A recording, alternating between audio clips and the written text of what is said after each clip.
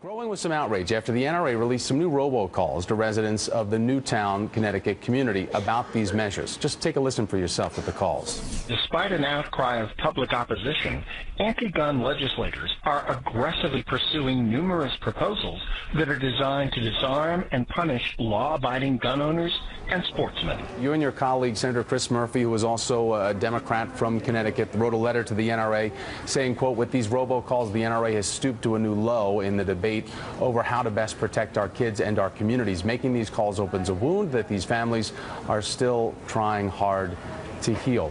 What surprised you, sir, most about knowing these robocalls were going on and then hearing them for yourself?